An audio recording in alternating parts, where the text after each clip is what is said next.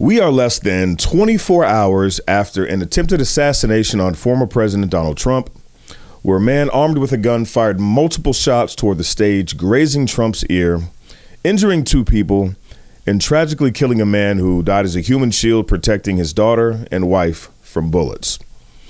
Now, strangely enough, suddenly people on the left are calling for unity and to clamp down on bellicose political rhetoric.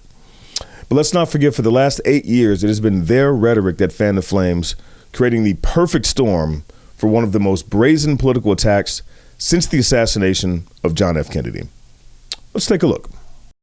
I just don't even know why there aren't uprisings all over the country, and maybe there will be.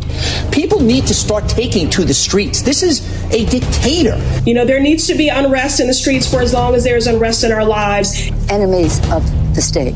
Show me where it says that protests are supposed to be polite and peaceful.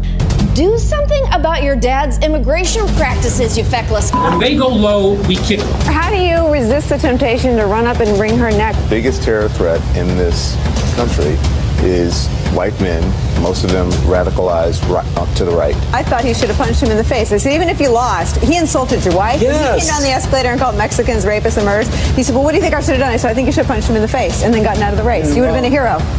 I'd like to punch him in the face. I said if we were in high school, I'd take him behind the gym and beat the hell out of him.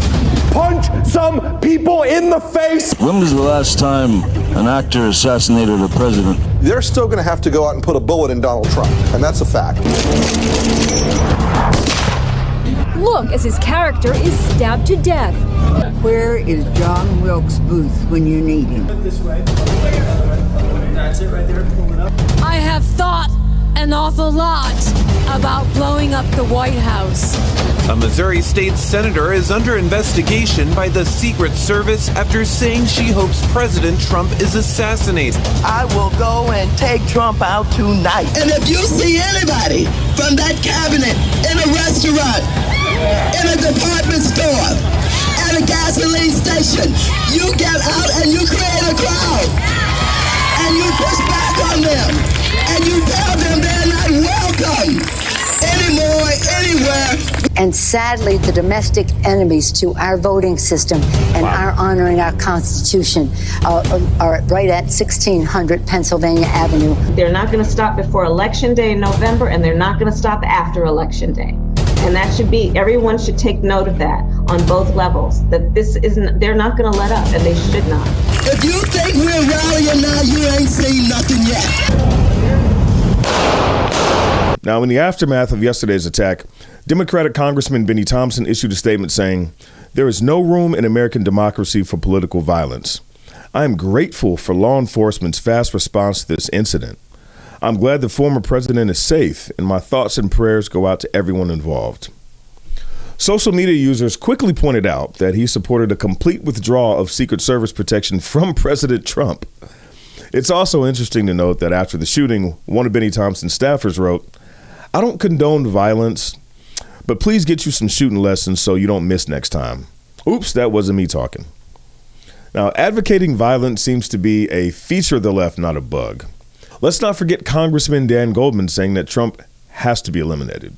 It's just unquestionable at this point that that man cannot see public office again. He is not only unfit, he is destructive to our democracy, and he has to be eliminated. People are framing this call to temperate rhetoric as if it should impact both parties equally. It shouldn't.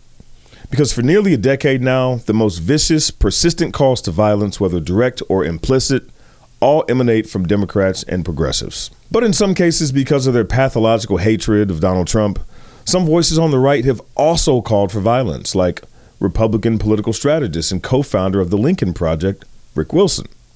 Trump is still a very powerful force right now, and he's still holding a lot of the part of the base that is very activated by his message, the nativist message that's got a fraction of the base very energized. And the donor class can't just sit back on the sidelines and say, oh, well, don't worry, this will all work itself out. They're still going to have to go out and put a bullet in Donald Trump, and that's a fact. And since 2020, incitement to violence has been led from the very head of the federal government, President Joe Biden himself, as pointed out by J.D. Vance. Today is not just some isolated incident. The central premise of the Biden campaign is that President Donald Trump is an authoritarian fascist who must be stopped at all costs. That rhetoric directly led to President Trump's attempted assassination. And writ large, these newfound calls for moderation and unity shouldn't be taken seriously. They've called Trump literally Hitler for years now, with the implication being clear as day. If you could time travel and stop Hitler before he carried out his atrocities, I mean, to what lengths would you have gone? And consider, as Glenn Greenwald said, if Trump is Hitler, who would build concentration camps for his critics and never permit another U.S. election, all of which they claim, why would they lament this attack and pray for his recovery? It makes no sense. The reality is the left doesn't want an end to violent rhetoric or violence itself. Remember the Summer of Love back in 2020? And they certainly don't want unity. They want what they've always wanted, power. Look, I don't know where we go from here, but they just tried to kill a former president and leading candidate in the 2024 election in broad daylight. I have my suspicions about what comes next, and none of it's good. I've actually been advised not to discuss it publicly, but all I will say is buckle up and stay prayed up.